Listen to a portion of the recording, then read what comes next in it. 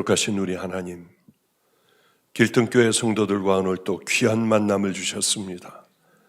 아버지의 인터넷으로 시청하는 성도들과 이곳에 모이는 자녀들이 목마른 마음이 되게 하여 주시옵소서.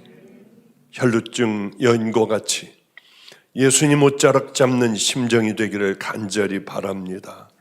바디메오와 같이 하나님, 이 시간이 지나면은 내게는 이제 찬스가 없다는 것을 깨닫고 알아 울부짖는 바디메오의 마음이 되게 하여 주소서. 우리들이 하나님 그저 습관적인 마음으로 앉아있기에 거듭나지 못하고 새로워지지 못하며 우린 제자리에 있는 줄로 압니다.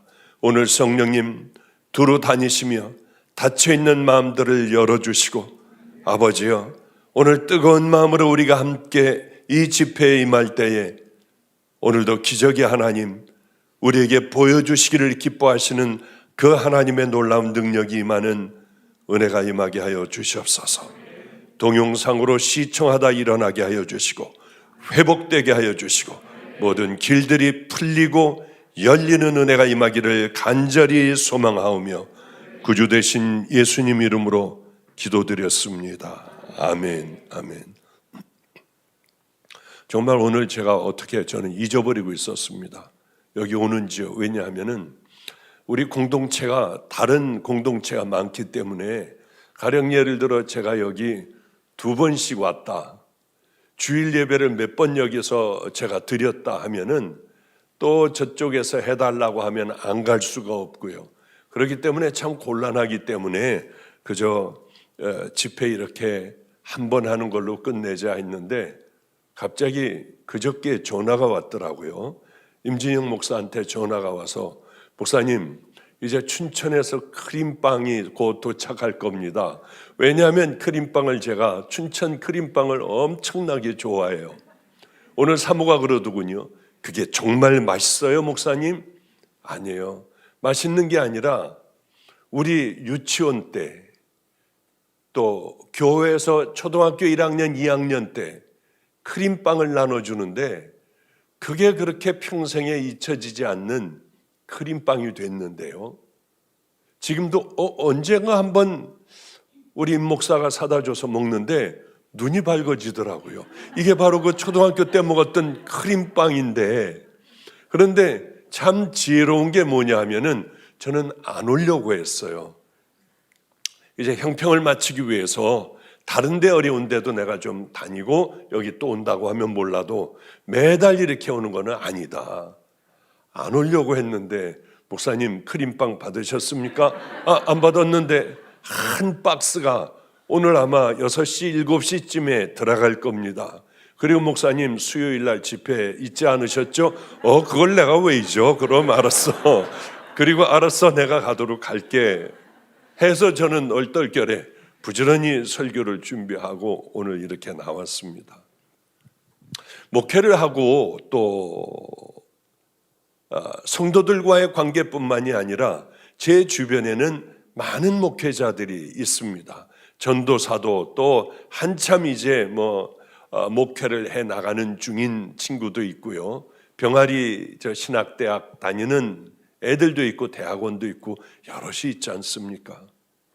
근데 한 가지 깊이 깨달은 게 하나가 있어요. 제가 주님을 만나 가지고 있던 모든 것들을 다 팔아버리고 이렇게 다 던져버리고요, 이쪽으로 올 때는 깊은 만남이 있어서 의사도 버리고 병원도 버리고 다 버리고 하여튼 돌이켜 쪽방으로 들어가 거기서부터 시작한 제 목회는 그냥은 그렇게 안 되는 거 아니에요. 그냥 한다고 하면 그것은 정신이 나간 사람 아니겠습니까?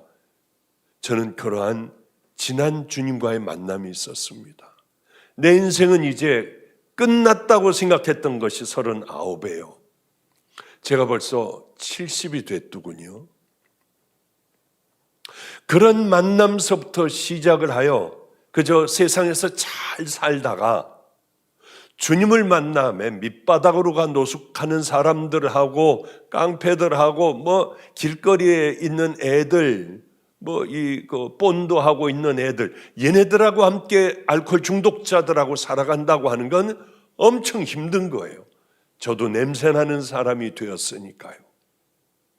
쉬운 거는 아닙니다. 이렇게 땅바닥으로 정말 맨 바닥까지 또 내려갔다가 다시 인천에 오며 주님께서 저를 내가 너하고 이제 함께 할 거야. 내가 너를 알릴 거야. 아니, 나 같은 바보를 뭐를 어떻게 알리신다고 하지? 하고 여기에서 많은 일들을 하고 은퇴까지 했으면은, 그리고 이제 70까지 되었으면은 30여 년 동안에 하나님과의 그 관계가 저 나름대로 있을 거 아닙니까? 저는 누가 저를 끌어주는 사람도 없었어요. 혼자 그렇게 처박혀 성경을 보며 한 걸음 한 걸음 가기도 하고, 마태복음 5, 6, 7장이 저의 스승이 되어 저를 이끌고 가기도 했습니다. 그러니 얼마나 많은 경험이 있겠어요. 정말 주님과 가까이 했을 때도 있었고요. 목숨을 걸고 그 사랑으로 일할 때도 있었습니다. 이번 주일도 4번을 설교를 했어요. 2군데를 돌아다니며, 그러니까 설교 끝나고 나면은 막 상담하고 기도해주고 또 바로 올라가가지고 마가이 다락방에서요.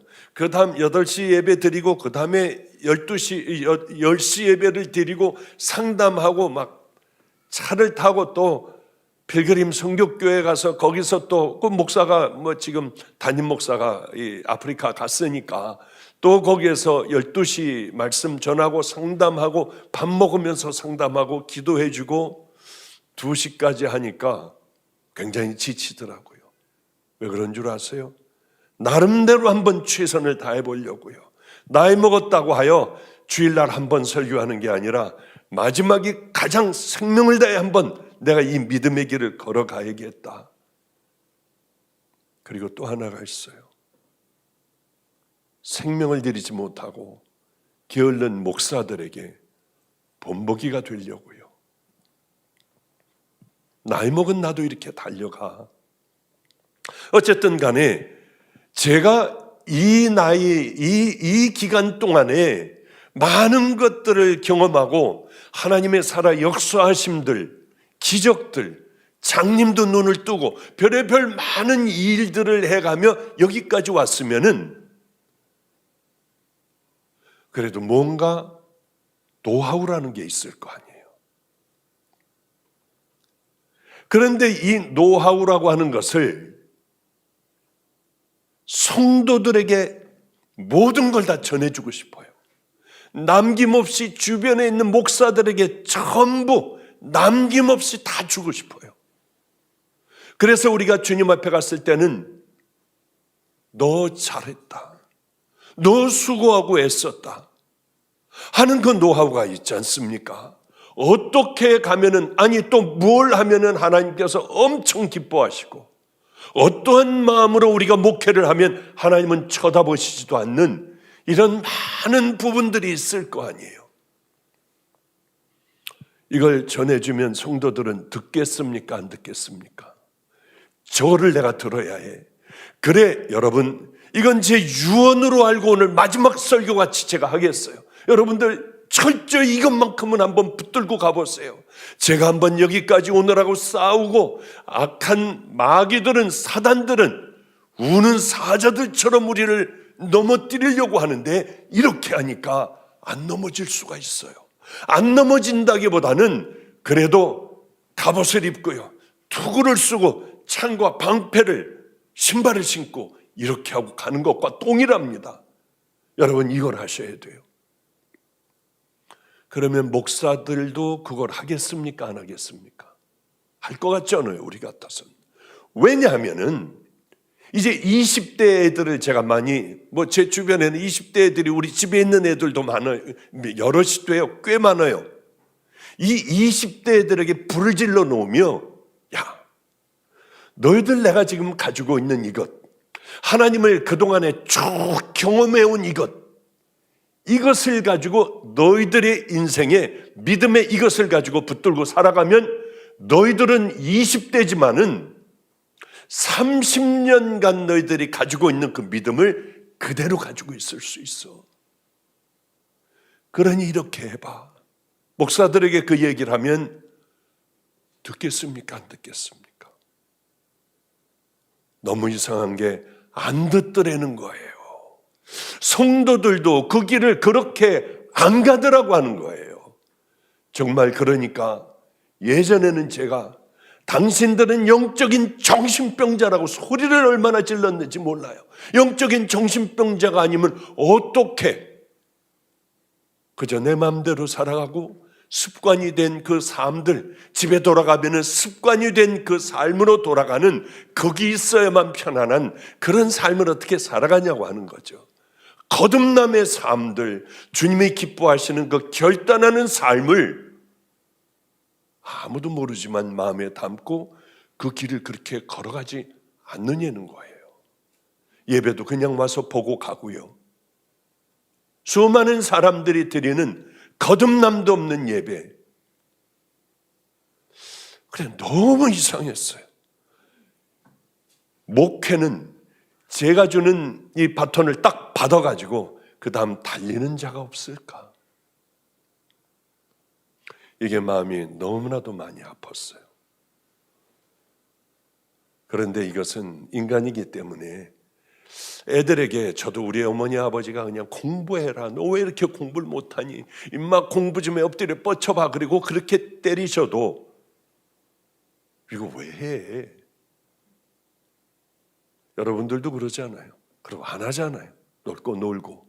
그리고 내 자식들이 또 공부 안 하고 저러는 모습 보면은 어느새 나도 너 공부 좀 해, 공부 좀 해. 그래서 아마 이렇게 세상은 돌고 돌며 또 돌고 도는 게 세상이구나. 예수님께서 가장을 해서 여기서 이 어떤 모습으로, 어떤 목사의 모습으로 여러분들에게 한다고 하면 여러분들 듣고 그 길 가시겠습니까? 그렇지가 않은 거더라고요. 주님을 깊게 만나고 온 얘기를 해도 처음에는 뜨겁지만은 그게 오래가지 않아. 여러분들 마태복음 5장을 6장 7장을 매일 죽는 그날까지 큐티를 해야 돼요.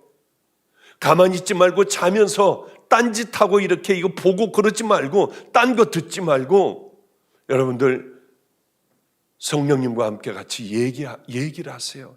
그러다가 자면은요 성령님과 함께 잠드는 거예요. 눈 뜨자마자 내 첫 정신이 들어오자마자 엎드려 성령님과 함께 기도해야 하세요. 그리스도를 본받아를 읽으며 이 내가 경건해지고 또한 교만을 깨뜨리는 최고의 무기가 되는 그리스도를 본받아를 꼭 큐티를 한번 해보세요. 어떤 일을 만나든지 하루에 여러 번씩 예수님이면 어떻게 하셨을까? 그거를 한번 해보세요. 해도 시간 지나 그거 하니? 죄송해요. 그거 해? 죄송해요. 아직 못하고 있습니다. 그런데 가끔 어느 성도들은 지켜나가는 성도들이 있더라고요.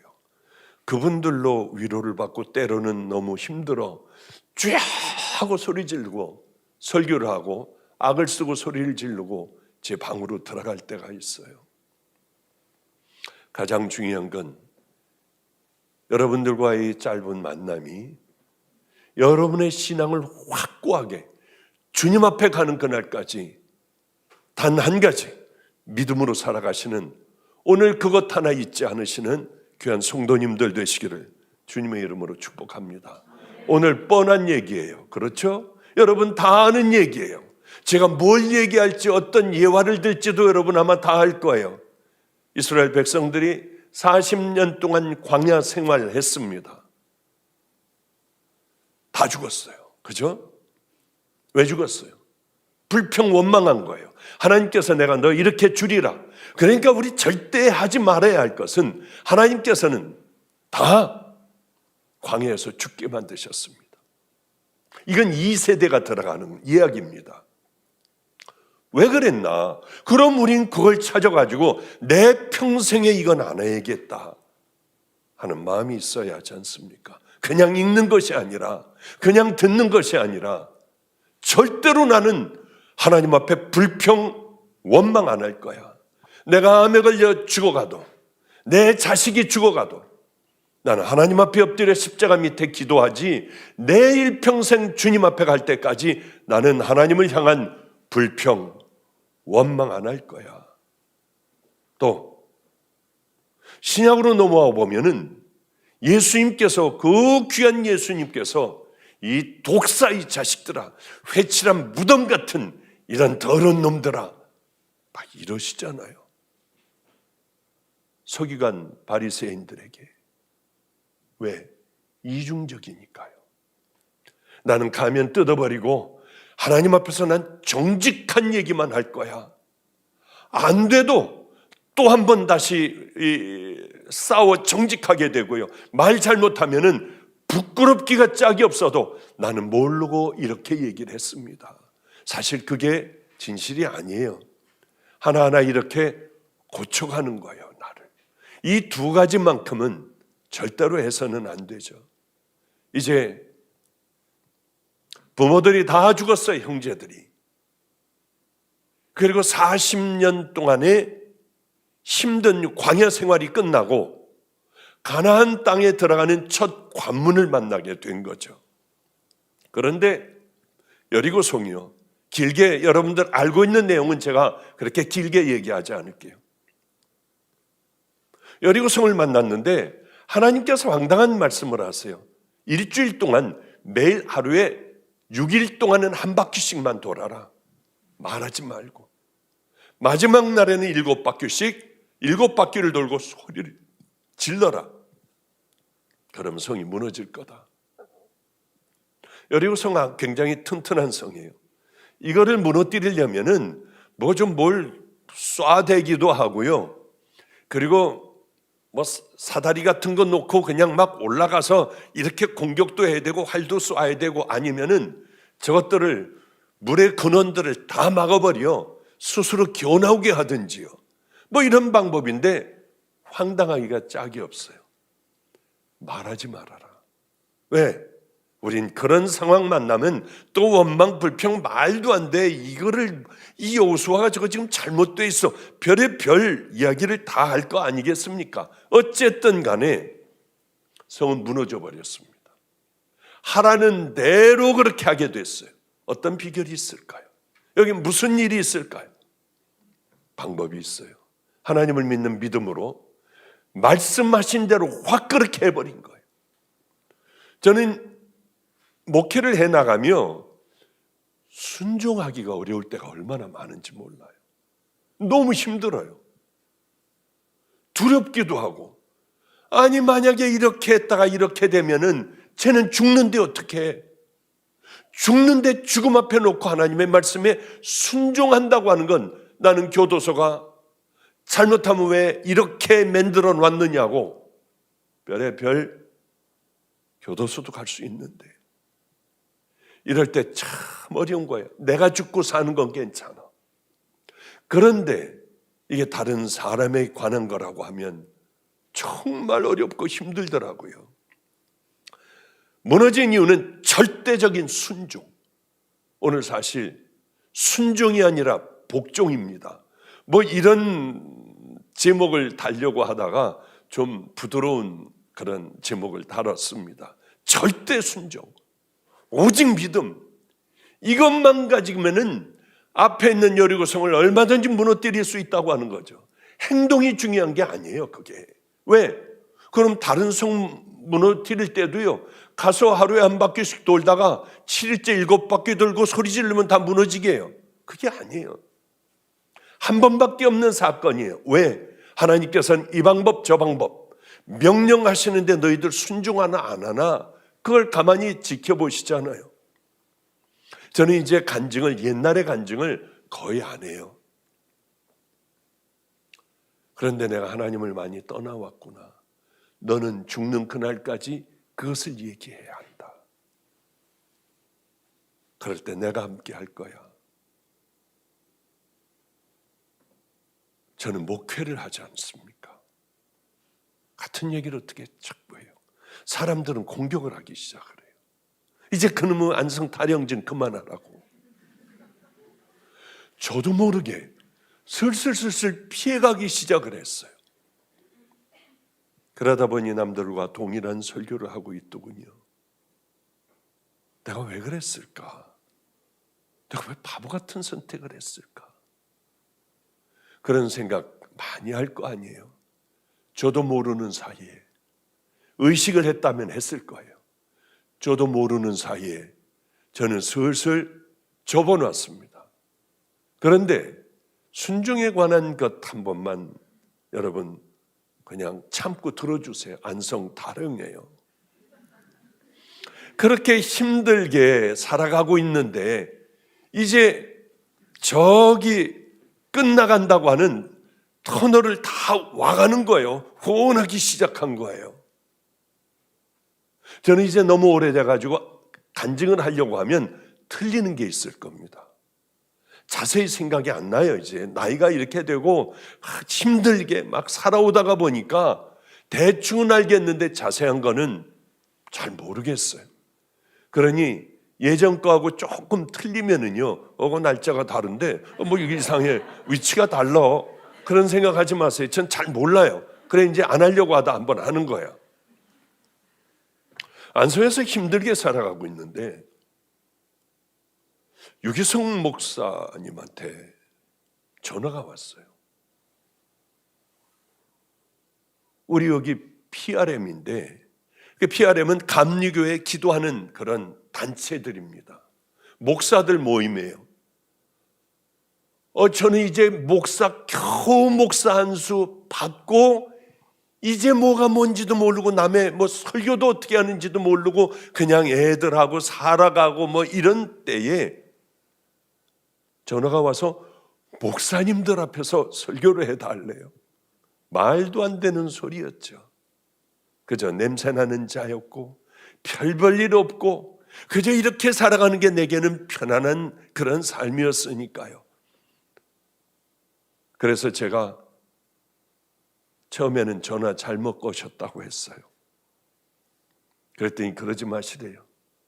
기도하다가 주님께서 분명한 마음을 주셔서 전화를 한 거래요. 저는 제일 약한 게 주님이 말씀하셨다고 하면 무조건 다 해요.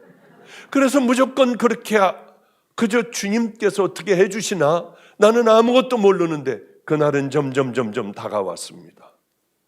그런데 모르겠는 거예요. 뭘 해야 될지 모르겠는 거예요. 그래서 여러 목사님들 가서 이 설교집을 갖다가 다 베끼고 철학책도 베끼고 해가지고 딱 만들어가지고 다 외워버렸습니다. 그래서 이제 그 장소에 가게 됐는데 그 장소에 가가지고 늦게 들어갔는데 뭘 하고 있었느냐면 성찬식을 하고 있었습니다. 이만한 빵과 이런 데다가 포도주를 담아놓고 목사님들이 나와서 빵을 띄어가지고 식빵을 띄어가지고 포도주에다가 집어넣어 자기가 먹고 들어가는 거였어요. 저는 맨 마지막에 들어갔기 때문에 가가지고 헐레벌떡 이제 대충 기도를 하고 제 차례가 돼서 이제 제가 마지막이었습니다. 그래서 식빵을 띄려고 하니까 목사들이 다 띄어먹고 부스러기하고 요만큼밖에 안 남았어요. 그런데 그때 마침 유기성 목사님이 이게 주님께서 우리에게 다 주시고 남겨진 모습이죠 하는데 울컥 하는 거예요. 그래서 조금만 띄어가지고 주님의 살이라고 하니까 겁이 나가지고 조금만 띄어가지고 포도주에다가 이렇게 담으려고 보니까 풍덩풍덩 담아가지고 이 빵 쪼가리들이니 뭐니 지저분하기가 짝이 없는데 이게 주님의 보혈이라고 하니까 조금만 찍어서 입에다 넣고 제자리에 돌아왔어요. 저는 남의 설교를 열심히 베껴가지고 이게 내가 해온 거라고. 그래서 그거를 하면은 나 이제 뜨는 목사 되지 않을까. 그런데 이놈은 멋진 말씀이에요. 그런데 무슨 말인지는 저도 모르겠더라고요. 설교를 준비해 간 게. 하여튼 그래서 제가 주님, 제가 미쳤어요. 왜 내가 남의 걸 베껴왔는지요. 주님, 저는 부끄러움을 당했어요. 이거 안 갖고 나가고 내가 남의 것 베껴왔다고 이 목사님들에게 제가 얘기를 할게요. 저는 끝장나는 겁니다. 감리교회 목사들이니까. 제 이름을 부르고 첫 시간에 제가 말씀을 전하게 됐어요. 그런데 저도 모르게 그 준비한 설교를 가지고 제가 나가더라고요. 나가는 그 순간에 미쳤지, 내가 이걸 왜 갖고 나갈까? 그리고 밑에다가 놓고 나 이제 남의 걸 베껴왔다고 커밍아웃 하려고요. 그러는데 다들 쳐다보더라고요. 기도하자고 했어요. 기도했어요. 하나님, 우리 죄를 다 용서해 달라고요. 우리 왜 이러는지 모르겠어요. 그런데 맨 앞에 누가 앉아 있었냐면 유기성 목사의 사모, 박리부가 사모가 앉아 있는데 그렇게 소리내 울더라고요. 왜냐하면 걔가 내 사촌 동생이거든요. 작은아버지 딸이거든요. 얼마나 든든하고 위로가 되는지요. 그리고 끝내고 이제 나 이거 남의 거 베껴왔습니다 하고 얘기를 하려고 하는데 마음에서 소리가 들리더라고요. 아니야, 네가 나를 만나 지금까지 살아온 얘기를 해봐. 내가 도와줄게. 눈물이 얼마나 나는지요. 그래서 제가요 목사 아들로 살았거든요. 근데 저는 안 믿다가 39살에 예수님을 만나 이 길로 오게 됐어요. 와가지고요 본드하는 애들, 버려진 애들하고 살고 있고요, 노숙하는 사람들 같이 그냥 모여서 그냥 살고 있는데요, 이러고 얘기를 했어요. 그냥 여기저기서 울더라고요. 목사님들이 그렇게 소리내서 울더라고요. 너무 신기했어요. 왜 그럴까? 분명히 지금 생각을 해보면 지금같이 제가 번들한 이 얘기를 못하던 때였어요. 그때는 뭘 어떻게 얘기하는지도 모를 때였습니다. 사람들은 울기 시작했어요. 목사님들은 참 이게 울기가 어렵지 않습니까? 그렇게도 울더라고요. 그래 바보같이 그 간증을 한 40분 했나요? 1시간 했나? 그리고 기도하고 끝나자마자 창피해가지고요, 이 엄청난 목사님들 앞에서 이렇게 했다는 게 제가 창피하여 그냥 얼른 이렇게 성경하고 뭐 이거 가지고요 뛰기 시작을 했어요. 얼른 신발도 제대로 못 신고 나와가지고 막 뛰어가지고 내 차 있는 데로 가는데 유기성 목사도 뛰고 그 사모도 뛰고 총무도 뛰고 하여튼 제가 차를 타가지고 이제 가고 있는, 막 문을 닫고 출발하려고 하는데 너무 은혜를 많이 받았대요. 아니 그러면은 당신 어떻게 그렇게 했어? 그런 얘기 아무렴 하려고. 그런데요 설교를 하다가 보니까 막 울고 그러니까 이게 으쓱해지더라고요. 하지 말아야 될 얘기를 이 귀한 목사님들 앞에서 했어요. 당신들 그렇게 살면 됩니까? 이 얘기를 미쳤지 제가 왜 했는지 모르겠더라고요. 그래서 하여튼 도망왔어요. 안성으로 왔어요. 내가 미쳤지, 창피해 죽겠더라고요. 그런데 조금 후에 전화가 왔습니다. 빨리 다시 오래요. 큰일 났대. 수습이 안 된대요. 미쳤지, 내가 왜 당신들 이렇게 살면 되냐고 왜 그 얘기를 했을까? 그리고 다시 의정부까지 안성에서 다시 또 거기를 밤을 새고 갔습니다. 다들 안 자고 있었어요. 다들 이렇게 이제 어떻게 결론을 내렸냐면 다음 사람이 내가 어떻게 여기 올라가서 하겠냐. 그래서 2박 3일 동안 모든 순서 제가 다 맡아가지고 전부 하기로 만장일치로 다 박수를 쳤다고 하더라고요. 저는 미처는 다 떨어졌는데 하기는 뭘 할 수가 있겠습니까? 하여튼 그때 이제 사람들의, 이 목사님들에게 기억이 되고요. 저는 그때서부터 부흥집회라고 하는 거를 참 재미있게 이렇게 다니게 됐고, 우리는 배고픔을 면하고 애들 학비, 또 이렇게 대학 가는 애들까지 대학까지 다 보낼 수 있는 열심히 다니는 부흥 강사가 돼요. 정말 대한민국 안 간 곳이 없이, 외국도 안 간 곳이 없이 그렇게 다니는 첫 시발점이 되었던 것이 바로 PRM이었어요. 그때 만약에 제가 그대로 이걸 가지고 했다라고 하면 어떻게 됐을까? 지금의 내가 정말 있을 수 있을까? 그 생각을 해보면 하나님의 말씀에 순종하길 잘했다. 예수님이면 어떻게 하셨을까? 주님 앞에서 다시 한번 물어보니 아니었어. 이걸 들고 나가는 게 아니었어요. 그때 내가 주님이 주시는 마음을 거절해 버렸다면 난 여기까지 올 수 있었을까? 생각을 해보면 그 순간은 저에게 굉장히 중요한 순간이었다고 하는 거죠.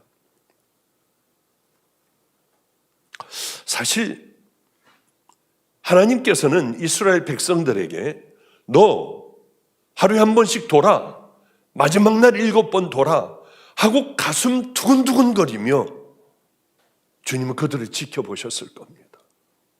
왜? 또 순종을 안 한다면 그들은 또 돌아야 하니까. 성도 여러분들, 우리들의 삶 속에 하나님께서 우리들에게 원하시는 바로 그것, 네가 성도냐?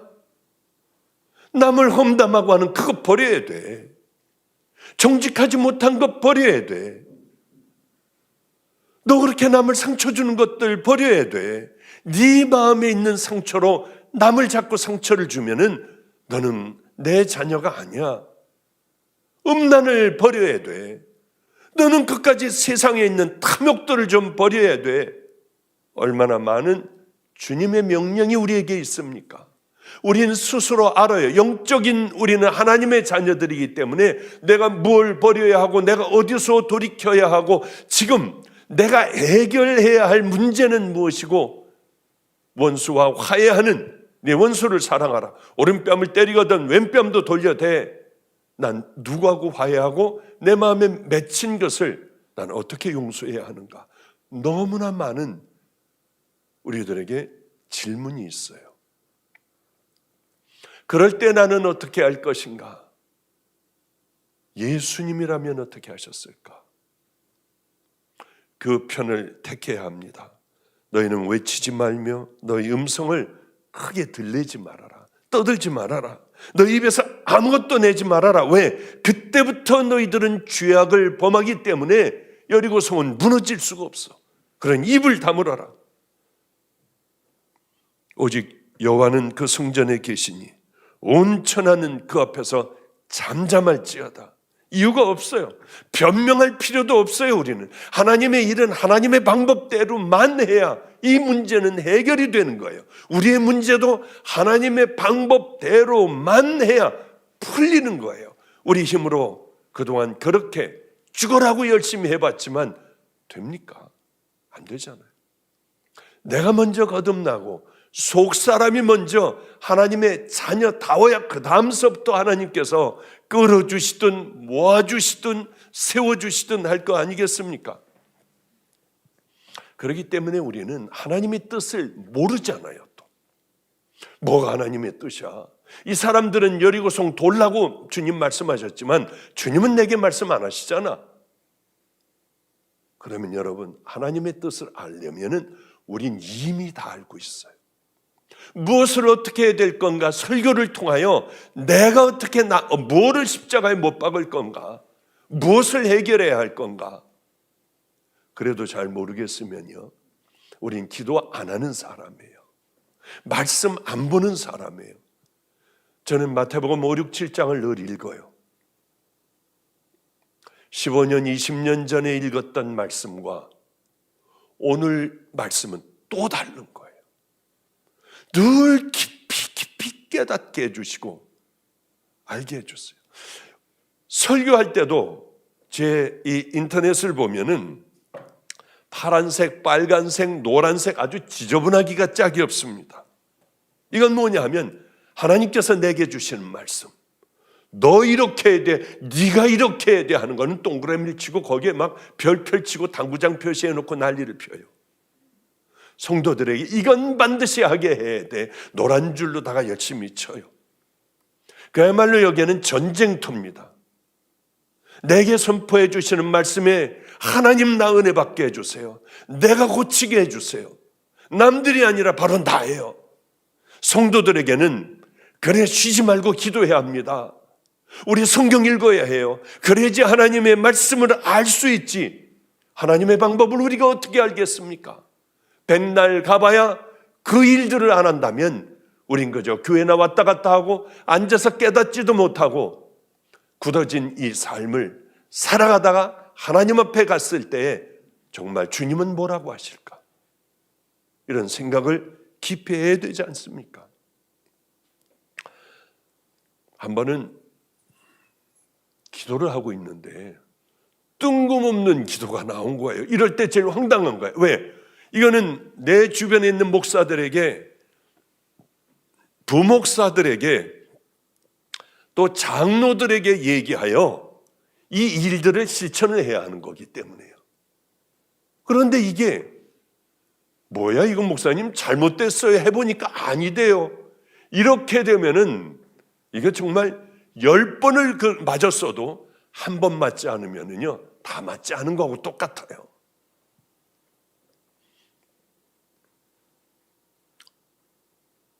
그런 일들이 저에게는 여러 번 있었습니다.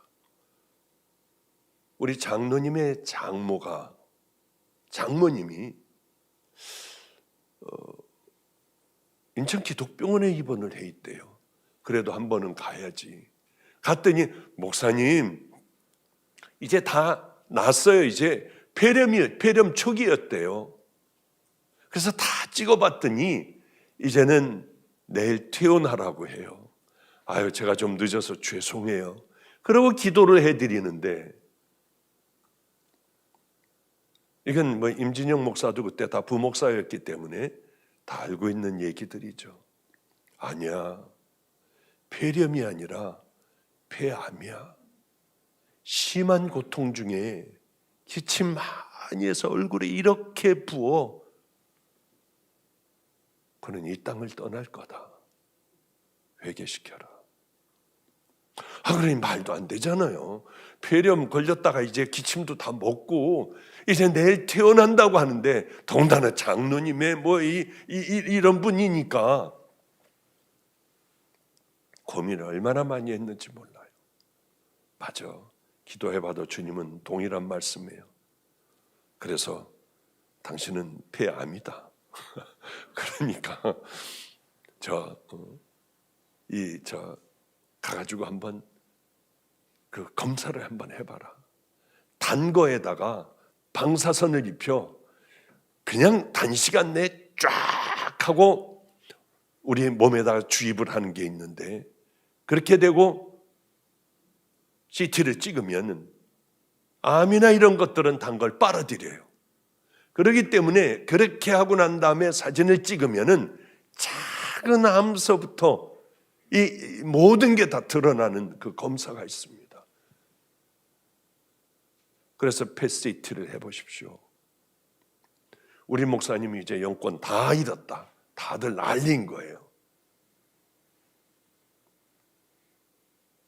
근데 정말 인하대학병원에 가서 순종하고 했는데 암이 숨어 있었어요. 보이지 않던 암이 숨어 있었어요. 그분은 정말 기침을 많이 하고 철저히 회개하고 주님 앞에 갔습니다. 그것은 기도하지 않으면 안 돼요. 우리가 하나님 앞에 자꾸 바로 서려고 잘은 안 되지만 넘어지고도 또 쓰고 넘어지고 바로 쓰고 우리 스스로가 큐티를 하며 하나님 앞에 거룩해지려고 몸부림을 치는 그 삶 아니면은 그게 어려운 거예요. 또 한 번은 기도하는데 내 팔로 빨리 급하게 네팔로 선교단을 꾸려 네팔의 가장 깊숙한 곳으로 문명의 혜택을 받지 못하는 깊숙한 곳으로 빨리 보내라. 또 기도해도 또 겨눈 거예요. 그래서 장로님과 그 부목사들을 이렇게 해가지고 꾸려가지고 돈도 얼른 넉넉하게 가지고 무조건 네팔을 가는데 거기서 제일 깊숙한 곳으로 가봐. 거기 내려가지고 어디가 깊숙하고 동인지 서인지 남인지 북인지도 모르고 어떻게 가냐고요. 그래도 어떻게 한번 가봐. 그래서 무조건 네팔들로 그 부목사니 장로니 잔뜩 뿌려가지고요. 전도사들이니 뭐니 해가지고 네팔에 내렸어요. 비행장에 내렸는데 어디로 갈 줄을 모르겠더래요. 그래서 일단 선교사님을 한 분을 만나 우리 목사님이 아주 깊은 곳으로 들어가라고 했는데 그랬더니 방향은 동입니까 서입니까? 그건 모른다. 그래가지고 하여튼 차를 타고 그러면은 저쪽 어디 부족들이 있는 그쪽으로 한번 가보십시오. 차 타고 이틀을 갔대요. 그 다음에 내려서 걸어가지고 이틀인가 얼마를 또 하루인가 그냥 산으로 올라가고 오는데 돼지를 데리고 누가들 내려오더래요. 거긴 알고 봤더니 보통 나마스테라고 인사를 하는가 그랬는데 저의 뭐신가 뭐라고 하더래요. 하여튼 그게 예수님 안에서 평안하냐고 하는 거더라는 거예요. 어느 분이 꽤 오래전에 집안에서 박해받다가 거의 죽을 지경이 되어 예수 믿는다고 하면 죽여버린다고 하니까 가정에서 도망을 나와 한없이 가다가 그쪽으로 그 마을에 도착을 산 속에 있는 작은 부족 안으로 들어가게 됐대요. 거기는 주술사들이 많고 했는데 이분이 들어가가지고 그 동네가 다 예수를 믿게 됐답니다. 근데 뒤집어져 버려. 교회에서부터 모든 집들이 다 뒤집어졌대요. 그런데 이분이 꽤 많은 세월이 흘러 허연 할아버지가 되어 교회를 지키고 있는 이분이 동네 사람들에게 그러더래요. 곧 누가 오는지 모르지만은 누가 온다. 이들이 와서 우리들의 모든 필요를 다 채워줄 거다. 내려가지 말아라. 도망가지 말아라. 조금 더 견뎌라. 곧 올 거다 그분들이. 그런데 얼마 안 있다가 도저히 못 견디겠다. 우리 굶어 죽지 않느냐. 여기 이렇게 굶어 죽을 수는 없지 않느냐. 돼지를 몰고 내려오다가 우리 팀들을 만난 거예요. 다시 올라오며 봐라. 하나님이 계시지 않느냐. 그러면 말도 안 되게 해요. 예수 믿으면 네팔 같은 곳에서는 얼마나 핍박을 받습니까? 모여있는 그 사람들에게 그 다음번에 또 2차로 보내가지고 다 무너진 것서부터 먹을 것서부터 씨앗서부터 시작을 하여 우리가 다 그렇게 한번 했던 적이 있어요. 이게 얼마나 괴로운 일입니까? 동으로 갑니까? 서로 가야 합니까? 그것도 몰라요. 그런데 역시 하나님께서는 정확하게 인도해 주시더라고요. 가장 중요한 건 뭐냐면 쉬지 말고 기도해. 그리고 하나님의 말씀을 찾고 너에게 대입하여 묵상을 한번 해봐. 그러면 우리는 하나님의 뜻을 알 수가 있어요. 성경을 읽어보면 그러면 우리가 성경도 읽지도 않고 하나님의 말씀을 기도도 하지도 않고 순종도 하지도 않는데 여러분들이 문제가 해결되고 합니까? 그건 마귀가 주는 걸 거예요. 그런데 이 사람들은 어떻게 이렇게 잘 순종을 할 수가 있었을까? 광야 생활 40년이었습니다. 깨닫는 거예요. 아, 홍해바다가 갈라졌지. 그래 만나와 메추라기가 내려왔지. 아, 샘물이 터졌지. 너무나도 많은 걸 보고 있었어요. 여러분, 우리는 너무 많은 하나님의 말씀을 듣고 있습니다. 들으면은 뭐예요? 이제 믿어야 해요. 그 하나님 말씀 듣는 것마다 믿을 때 하나님께서 나서 주셔서 우리들의 이 일도 함께하여 주시고, 또 나가서 여리고 성도 하나님께서 무너뜨려 주시고 하는 것 아니겠나요? 그러니 기도하셔야 돼요. 하나님의 말씀을 봐야 돼요. 여러분, 또 큐티하며 이 더러운 것들을 늘 예수 그리스도의 보혈로 씻어 나가야 돼요. 그렇게 살아가시다가 보면은 주님께서 여러분들의 삶을 인도하신다고 봅니다. 저도 밑바닥까지 떨어져 먹을 것이 없는 사람이었어요. 추운 겨울에 하나님, 새벽에 이제 일어나고 막 이 발가락이 가려워요. 동상이 걸려서. 그걸 꼬집으며 하나님, 안위록에서 따끈한 국밥 하나만 먹고 내 생명을 가져가세요. 국밥과 내 생명을 바꿀 수 있는 그런 상황도 있었어요.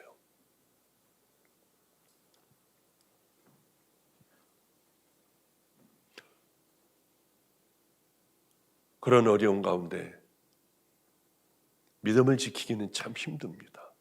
그런데 저는 이게 잘 안 될 때는 확 저질러 버려요. 그렇게 확 다 해버려요. 안 될 때 확 그냥 다른 생각 안 하는 거야. 따지는 것도 안 하고 그냥 무조건 가가지고 확 그냥 꿇어엎드려 버리고요. 나를 이렇게 때려서 이렇게 나를 멍들게 한 그놈 그럴 수가 있어. 확 면회를 막 달려가가지고 면회를 신청하고 확 나가서 해버리는 거예요. 그럴 때 걔네들이 고꾸라져요. 순종은 이렇게 무서운 거구나. 만약에 그때 순종하지 않았더라면 전 지금도 지옥 가운데 있었을 거예요. 그렇게 어떻게 내가 키운 놈이 나를 때려가지고 이렇게 그렇게 멍이 들게 하고 보라색이었어요. 다 눈에는 눈을 뜨면은 시뻘건 것들이 달려 돌아다니고요. 만약에 그렇게 예전에 찾아가지 않았다면 전 지금도 중옥 가운데 있었을 거예요. 생각하면 고개를 흔들었을 겁니다. 그러나 찾아갔을 때 그 아이는 그렇게 울었어요. 왜? 부모도 버렸거든요. 믿음이 얼마나 중요한지 확 해버리는 것,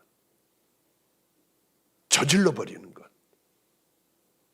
그런 삶이 여러분에게 쌓이게 되면요, 얼마나 재미있는 신앙생활 할 수 있는데요.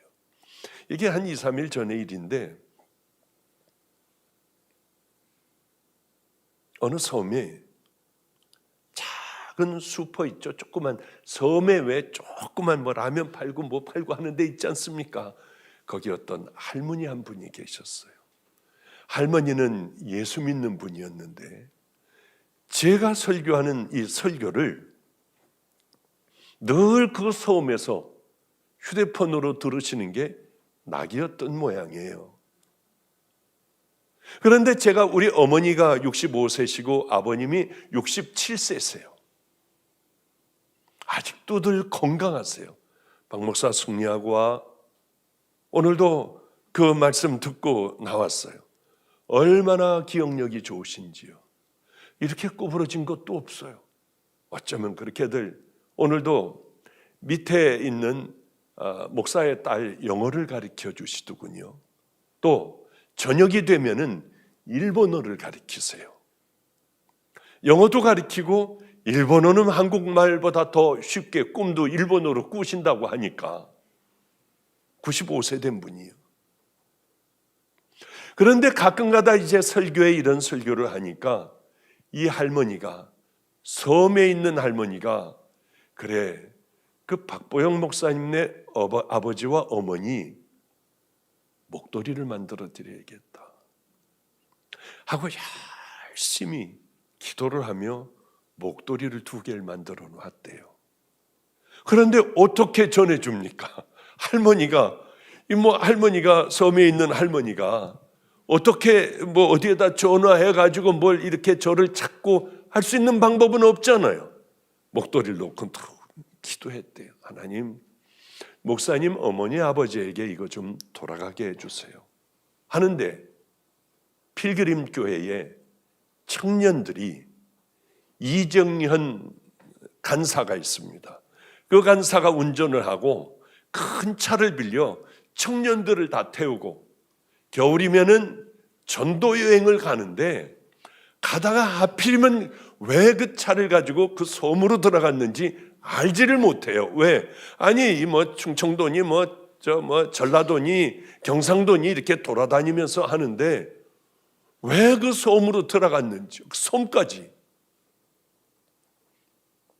들어가서 작은 가게가 있으니까 야 저기 가서 먼저 전도를 하자. 그러고서들 이제 쭉 들어갔는데 제 설교 소리가 나더래요. 그래서 아니 뭐야?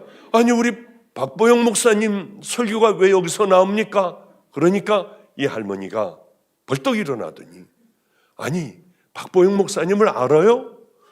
우리 목사님이세요. 우리 목사님이요.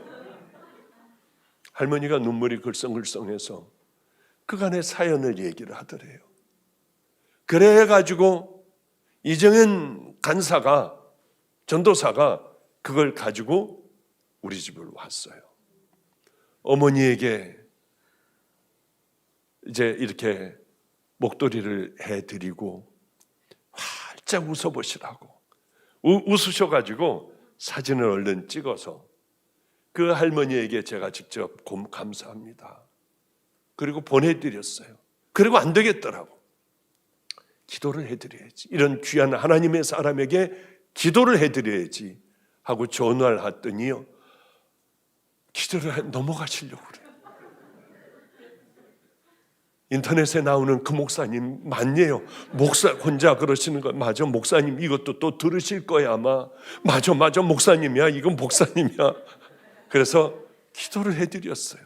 이거는 어쩌다 일어난 일일까요? 섬 구석에 있는 그 작은 가게에 우리 전도팀이 말도 안 되게 거기 간다고 하는 게 섬에는 들어갈 일이 없습니다. 왜? 육지도 할 일이 많고 애들 많이 타고 차 타고 가는데요. 누가 하셨을까? 믿음으로 기도하던 우리 그 할머니, 이 청년들의 발걸음을 그리로 보내셨구나. 그런데 저는 그 생각을 해요. 그 할머니가 엄청 부러운 거예요. 나하고 바꿨으면 얼마나 좋을까? 아닐 것 같죠? 전 우리 주님이 아세요. 그 할머니 인생과 내 살아온 모든 인생을 같이 바꾸면 얼마나 좋을까? 정말입니다. 바꾸라면 지금 바꿀 수만 있다면 얼른 바꿀 거예요. 왜? 하나님의 관심이 그 딸의 작은 소원을 하나님께서는 잊지 않으시고 들으시고 이루어 주시는 거예요. 이것같이 행복한 게 어디 있습니까? 섬에 살면 어때요? 평생을 섬 밖에 나와본 적이 없으면 어떻습니까? 작은 가게 하나 하고 있으면 어때요? 하나님의 놀라우신 은혜가 섭리가 그 안에 있으면 최고 아니겠어요? 가장 행복한 사람들이 바로 그분들 아니겠습니까? 하나님은 때로는 우리를 지켜보세요. 야, 산 꼭대기에다 방주 한번 만들어봐. 너 이제 모든 게 끝났지? 살아야 내가 너에게 아들 낳게 해줄게. 이런 거예요. 가만히 보니까 우리 어머니가 지금 95세거든요. 야, 너 이제 애기 낳을 거야. 이게 말도 안 되는 얘기예요. 우리 어머니 들으시면 엄청 화내실 것 같아요. 모세에게 온 히브리 민족 네가 다 구원 한번 해봐. 이제 끝장난 할아버지한테요. 기드온에게 야 300명만 데려가서 저 많은 이 군사들을 네가 한번 물리쳐봐. 이건 왜 그러시냐면은 저는 여러 번 경험했어요. 내가 바로 네 하나님이야. 네가 믿고 따르는 나는 바로 그 하나님이야. 그런데 언제 이런 일들이 일어납니까? 능력의 하나님을 믿는 거예요. 그 할머니는 분명히 본인이 믿고 있는 하나님, 이 하나님 앞에 기도하면은 누군가가 와서 배달해 줄 줄 알고 간절하게 기도했을 거 아니에요. 하나님은 그런 하나님이에요. 노른 뺨 때리면 왼뺨 돌려대. 겉옷 달라고 하면 속옷 다 줘버려. 용서는 70번씩 7번을 해줘. 아니 그러니까 다 해줘버려. 겉옷을 달라 하면 속옷 줘. 이게 하나님의 방법인데 우리 방법하고는 이게 배치가 돼요. 이해도 안 돼요. 할 수도 없어요. 우린 하나님의 방법으로 하면 손해볼 때가 많습니다. 그죠? 그런데 하나님 말씀대로 순종할 때요, 하나님은 내 기도를 들어주세요. 내 자식들을 잘 되게 해주세요. 자기 방법대로 살아가는 사람들이 이 땅에 얼마나 많아요. 하나님의 말씀에는 귀도 안 기울여요. 택도 없는 거예요. 어디를 뭘 원수를 어떻게 사랑하고 나를 때리는 자를 어떻게 용서해. 시간이 많이 지났군요. 그냥 이 얘기 한번 하고 좀 맞춰볼까요? 그럼 이제 나이가 먹어서 그런지 바깥을 이렇게 보고 있는데 눈이 많이 온 날 새들이 불쌍한 거예요. 새들이 푸득푸득하고 날아다녀요. 쟤네들은 뭘 먹을까? 나는 이렇게 따뜻한 곳에 배불리 먹는데. 그래서 얼른 새 모이하고 새 통들 나무마다 이렇게 다뤄놓는 거 한 20여만 원어치를 사오라고 했습니다. 그래가 인터넷으로 사가지고 쭉 담아서 이제 매놓고 걸어놓고 하는 권사님이 계세요. 그 일들을 해주는 권사님에게 부탁하여 이제 사다리를 놓고 새 그것들을 다 놔뒀습니다. 근데 이분을 보면은 새들이 얼마나 많이 와가지고 먹는지요. 우리 집은 온통 새천지예요. 이 새가 와가지고 먹으면 다음 새가 오고, 큰 새가 와서 먹다가 텃세 부리고 작은 것들 오면 쫓아내기도 하고요. 이 큰 새가 배불러 가면 작은 새들이 또 오기도 하고요. 바닥에도 뿌려놓기도 하고. 그걸 보면 얼마나 행복한지 몰라요. 정말 즐거워요. 밤낮 밖을 내다보고 있어요. 여기도 새들이, 저기도 새들이, 온갖 새들이 다 모여들어요. 그런데 이렇게 보고 있는데 어느 날 저 뒤쪽에 있는 모이를요, 이 권사님이 다 모이통을 가로주고 있어요. 그건 매단 것만이 아니라 그걸 또 돌보기 시작을 하더군요. 이분은 제가 보는 걸 모릅니다. 왜? 저는 위에서 보고 있으니까. 가꾸고. 그래서 이 사람은 새에 대하여 전혀 관심이 없지만은 목사가 새에 대하여 관심이 있으니까 우리 집에 오면 눈이 오면 눈도 쓸어주세요. 우리 담임 목사가 새에 대하여 관심이 있으니까 열심히 새 모이도 갈아주고 위치도 바꿔주기도 하고, 새가 날라와가지고 푸득푸득 하면서 이게 못 먹으니까 가지 있는 데다가 잘 해주기도 하고. 그 모습을 보는데 저분에게 내가 뭘 해줘야 할까? 저분의 소원은 뭘까? 그걸 들어줘야겠다. 혹시 아들이 하나가 있는데 아직 장가를 못 가고 있는데 한 번 와가지고 내게 부탁을 했는데 아들이 결혼하는 걸까? 주라고 기도하는 거예요. 그래, 내가 이거 아들 장가 갈 수 있도록 그냥 하나님 앞에 간절히 기도하여 결국은 결혼을 시켜놔 버려야겠다 하고 제가 기도하기 시작을 했어요. 우리 권사님한테 딸 줄 분이 있으면은 저에게 얼른 연락했어요. 제가 주례해주고 매일 안수도 해주고 할 테니까. 어쨌든 간에 저분이 저렇게 내가 좋아한다고 하여 불쌍하게 여기는 새들을 돌보는 거 보니까 뭐든지 다 해주고 싶더라고요. 저분이 원한다면 뭐든지요. 그러다 얼른 그 생각을 하게 됐어요. 그래, 나도 저 권사님 같은 삶 살아야지. 하나님 앞에 저 권사님 같은 나는 그 삶을 반드시 살아갈 거야 하는 생각을 했습니다. 작은 것부터 싸우세요. 큰 것부터 하려고 하지 말고 작은 것부터. 오늘 본문은 그거 아니에요. 그렇게 돌았더니 말씀하시는 대로 입도 딱 다물고 무조건 순종했더니 무너졌다. 오늘 그 말씀 아니에요. 가라 하면 가고 오라 하면 오고, 자존심 상하지만 다 네가 잘못했다고 그래. 그럼 잘못했다고 하고, 돌라고 하면 열심히 돌고요. 예배하라고 하면 예배하고, 기도하라고 하면 하고, 사랑하라고 하면 하고, 용서 좀 해라, 용서하라고 하면 입 좀 다물어라 하면 입도 다물고요. 네가 좀 한번 섬겨봐, 교만 좀 버려. 그러면 우리들 자존심 다 십자가에 못 박아버리고 그렇게 하는 것이요. 이건 하나님 앞에 귀하고 아름다운 겁니다.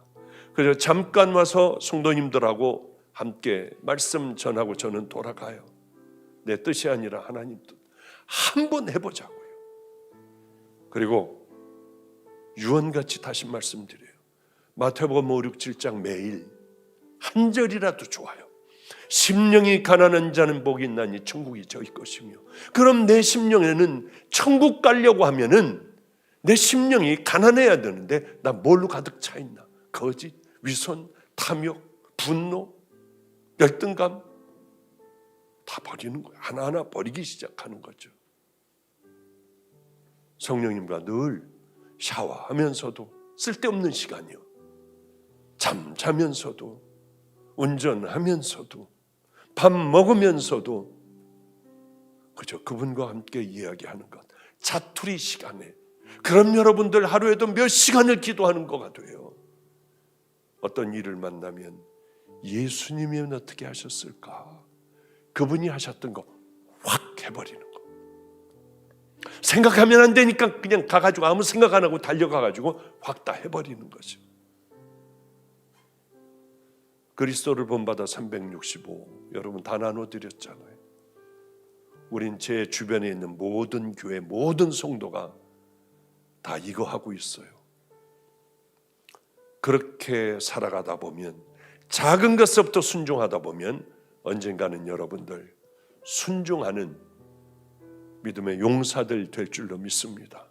꼭 그 믿음의 길 놓치지 말고 반드시 주님 앞에 가는 그날이 오니까 여러분들, 어리석은 내가 너를 알지 못해, 내 열심으로 믿는 하나님이 아니라 성경에 기록된 그 하나님을 따라가시는, 순종하시는 믿음의 성도들 되시기를 주님의 이름으로 축복합니다. 기도하겠습니다. 거룩하신 우리 하나님, 어리석은 인생을 살아갈 때가 얼마나 많았는지요. 하나님, 다시 한번 결단하게 하여 주소서. 그저 멍하게 앉아있는 성도들의 심령의 문을 열어주셔서 아버지, 이게 얼마나 크고 귀한 일인가를 깨달아 이제는 작은 것서부터 순종하며 안 되는 것은 확 순종해버리고 다음 생각하는 귀한 자녀들 다 되게 하여 주소서. 우리의 마음에 여리고 성들이 무너지기를 소망합니다. 거짓된 믿음들을 이제 다 토해내게 하여 주시고 순종의 믿음의 길을 걸어갈 수 있는 성도들 되게 하옵소서. 예수님 이름으로 축복하옵고 기도드렸습니다. 아멘.